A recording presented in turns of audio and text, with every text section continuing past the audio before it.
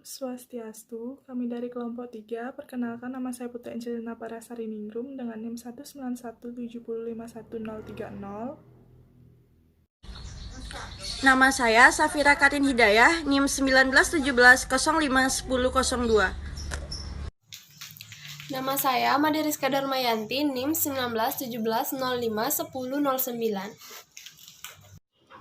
Baik, perkenalkan nama saya Nimade Irin Wipayanti dengan NIM 1917051212.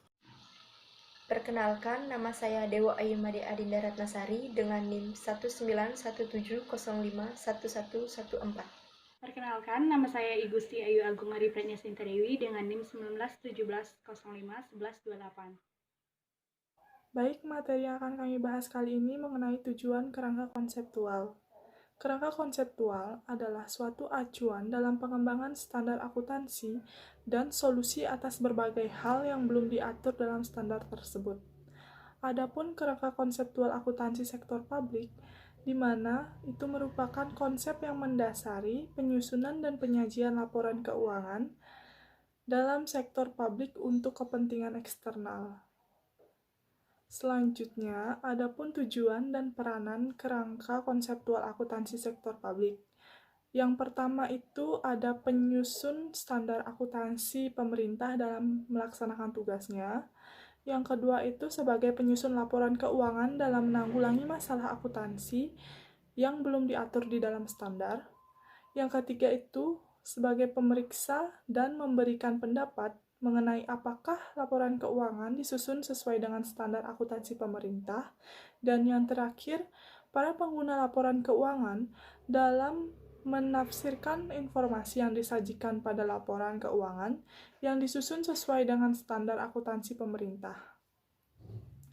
Selanjutnya, adapun lingkup kerangka konseptual akuntansi sektor publik, di mana yang pertama itu ada tujuan kerangka konseptual, yang kedua ada lingkungan akuntansi pemerintah, yang ketiga ada asumsi dasar, karakteristik, kualitatif, yang menentukan manfaat informasi dalam laporan keuangan, prinsip-prinsip, serta kendala informasi akuntansi. Yang keempat ada entitas pelaporan, yang kelima ada peranan dan tujuan pelaporan keuangan serta dasar hukumnya, dan yang keenam pengguna dan kebutuhan informasi para pengguna, dan yang terakhir ada definisi, pengakuan, dan pengukuran unsur-unsur yang membentuk laporan keuangan. Baik, di sini saya akan menjelaskan materi berikutnya, yaitu mengenai lingkup kerangka konseptual akuntansi sektor publik pada organisasi sektor publik. Pada lingkup ini terdiri dari 5 organisasi sektor publik. Yang pertama ada pemerintah pusat, yang kedua ada pemerintah daerah, yang ketiga ada partai politik, yang keempat ada lembaga swadaya masyarakat atau LSM, dan yang kelima ada yayasan atau tempat peribadatan. Selanjutnya, entitas akuntansi dan pelaporan. Pertama-tama saya akan membahas terlebih dahulu mengenai entitas akuntansi. Entitas akuntansi merupakan setiap unit pemerintahan yang menerima anggaran belanja atau mengelola barang. Sedangkan entitas pelaporan merupakan unit pemerintahan yang terdiri dari satu atau lebih entitas akuntansi yang menurut ketentuan perundang-undangan wajib menyampaikan laporan pertanggungjawabannya berupa laporan keuangan. Suatu entitas pelaporan ditetapkan di dalam peraturan perundang-undangan yang umumnya bercirikan: yang pertama, entitas yang dibiayai oleh APBN atau APBD atau mendapat pemisahan kekayaan dari anggaran. Ciri yang kedua, entitas tersebut dibentuk dengan peraturan perundang-undangan. Ciri yang ketiga, pemimpin entitas tersebut adalah pejabat pemerintah yang diangkat atau pejabat negara yang ditunjuk atau yang dipilih oleh rakyat. Ciri yang keempat, entitas tersebut membuat pertanggungjawaban baik secara langsung maupun tidak langsung kepada wakil rakyat sebagai pihak yang menyetujui anggaran. Di sini saya akan melanjutkan presentasi dari teman saya. Dalam entitas pelaporan ditetapkan berdasarkan pertimbangan kemandirian pelaksanaan anggaran, pengelolaan kegiatan, dan besarnya anggaran. Selanjutnya, peranan dan tujuan pelaporan keuangan. Peranan pelaporan keuangan. Laporan keuangan dibuat untuk menyediakan informasi kondisi keuangan dan seluruh transaksi dalam entitas selama satu periode pelaporan. Laporan keuangan digunakan untuk mengetahui nilai sumber daya ekonomi yang dimanfaatkan untuk melaksanakan kegiatan operasional pemerintahan, menilai kondisi keuangan, mengevaluasi efektivitas dan efisiensi dalam entitas pelaporan, serta membantu menemukan ketataannya dalam peraturan perundang-undangan. Setiap laporan keuangan memiliki kewajiban untuk melaporkan seluruh upaya yang telah dilakukan serta hasil yang telah dicapai secara sistematis dan terstruktur untuk kepentingan. Yang pertama, akuntabilitas, yaitu untuk mempertanggungjawabkan pengelolaan sumber daya serta pelaksanaan kegiatan yang telah dipercayakan kepada entitas pelaporan. Yang kedua, manajemen, yaitu untuk membantu para pengguna mengevaluasi pelaksanaan kegiatan suatu entitas pelaporan dalam periode pelaporan. Yang ketiga, transparansi, yaitu memberikan informasi kepada masyarakat secara terbuka dan jujur atas berdasarkan masyarakat memiliki hak untuk tahu secara terbuka dan menyeluruh. Yang keempat, keseimbangan antar generasi, yaitu membantu para pengguna dalam mengetahui kecukupan penerimaan pemerintah dalam suatu periode pelaporan untuk membiayai pengeluaran yang dialokasikan. Yang terakhir adalah evaluasi kerja, yaitu mengevaluasi kinerja entitas pelaporan, terutama dalam mengelola sumber daya ekonomi yang dikelola oleh pemerintah agar mencapai tujuan yang telah direncanakan. Sekian presentasi dari saya, selanjutnya akan dilanjutkan oleh teman saya. Baik, selanjutnya yaitu tujuan pelaporan keuangan. Yang pertama, menyediakan informasi mengenai kecukupan penerimaan periode berjalan. Yang kedua, menyediakan informasi mengenai kesesuaian cara memperoleh sumber daya ekonomi dan alokasinya. Yang ketiga, menyediakan informasi mengenai jumlah sumber daya ekonomi. Yang keempat, menyediakan informasi mengenai bagaimana entitas pelaporan mendanai seluruh kegiatannya dan mencukupi kebutuhan kasnya. Yang kelima, menyediakan informasi mengenai posisi keuangan dan kondisi entitas pelaporan. Dan yang keenam, menyediakan informasi mengenai perubahan posisi keuangan entitas pelaporan. Selanjutnya ialah asumsi dasar akuntansi sektor publik. Yang pertama, kebutuhan masyarakat. Kebutuhan masyarakat menjadi asumsi dasar bagi proses perencanaan yang merupakan pintu utama dari serangkaian proses dalam siklus akuntansi sektor publik. Yang kedua, alokasi sumber daya. Pengalokasian sumber daya dapat berupa sumber dana, sumber daya manusia, dan sumber daya alam. Yang ketiga, ketaatan hukum atau peraturan. Hukum ini ditetapkan dalam rangka mengukur kebutuhan publik dan alokasi sumber daya yang hendak dilakukan. Selanjutnya yang keempat, dasar akrual. Dasar akrual dilakukan dengan mengaplikasikannya dalam proses organisasi publik, sehingga tujuan akan dapat tercapai. Yang kelima, kelangsungan usaha atau organisasi.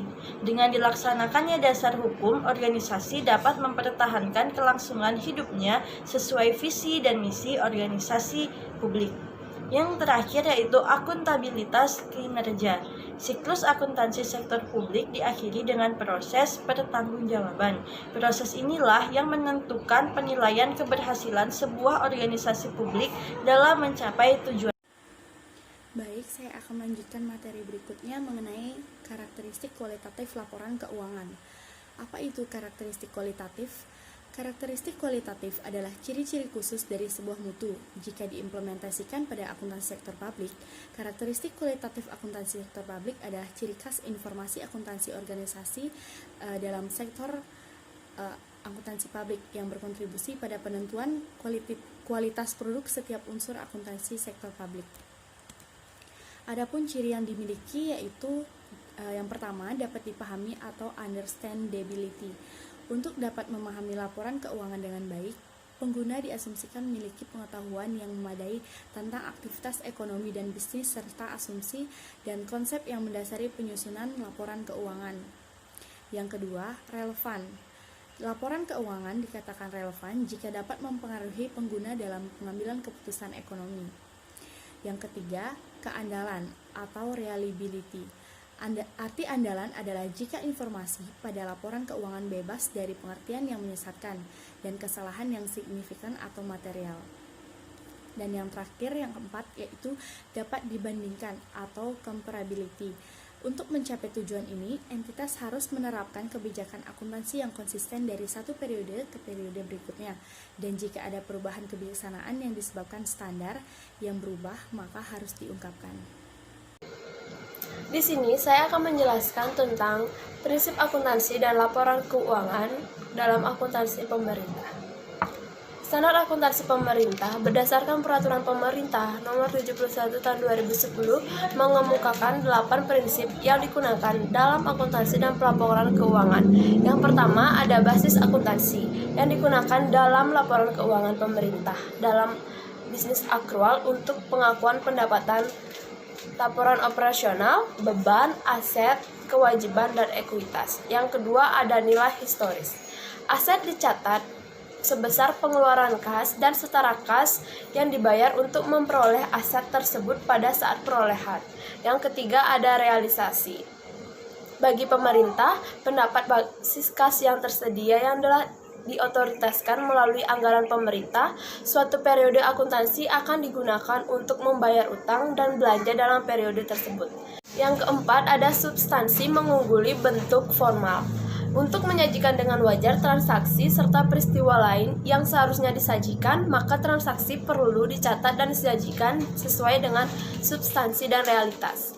Yang kelima ada periodisitas, yaitu kegiatan akuntansi dan pelaporan keuangan. Entitas pelaporan perlu dibagi menjadi periode-periode pelaporan sehingga kinerja entitas dapat diukur dan posisi sumber daya yang dimilikinya. Yang keenam ada konsistensi. Perlakuan akuntansi yang sama diterapkan pada kejadian yang serupa dari periode ke periode oleh satu periode dan suatu entitas pelaporan atau prinsip konsistensi internal. Yang ketujuh yaitu pengungkapan lengkap. Laporan keuangan yang menyajikan dengan wajar laporan realisasi anggaran, laporan perubahan saldo anggaran lebih neraca, laporan operasional, laporan arus kas, laporan perubahan ekuitas, dan catatan atas laporan keuangan. Yang ketujuh ada pengungkapan lengkap. Laporan keuangan menyajikan secara lengkap informasi yang dibutuhkan oleh pengguna. Yang ke-8 ada penyajian wajar. Laporan keuangan yang menyajikan dengan wajar laporan-laporan keuangan. Selanjutnya di sini saya akan membahas prinsip akuntansi dan pelaporan keuangan dalam akuntansi non-pemerintahan. Yang pertama ada prinsip harga perolehan. Aktiva, hutang, modal, penghasilan, dan biaya hendaknya dicatat sebesar harga perolehan yang disepakati oleh kedua belah pihak yang bertransaksi. Yang kedua ada prinsip realisasi penghasilan, yaitu pada dasarnya mencakup pengertian pertambahan aktiva atau penurunan, pengukuran, dan pengakuan penghasilan. Yang ketiga ada prinsip mempertemukan pendapatan dan biaya. Hasil aktivitas perusahaan selama periode tertentu yang digunakan dalam laporan keuangan merupakan hasil dalam periode yang sama. Yang keempat ada prinsip objektif. Laporan keuangan yang dihasilkan haruslah didasarkan pada data akuntansi yang didukung oleh bukti-bukti transaksi yang objektif. Yang kelima ada prinsip pengungkapan penuh. Hendaknya dapat memberikan semua informasi yang bersifat kualitatif maupun kuantitatif yang dapat mempengaruhi interpretasi dan pengambilan keputusan.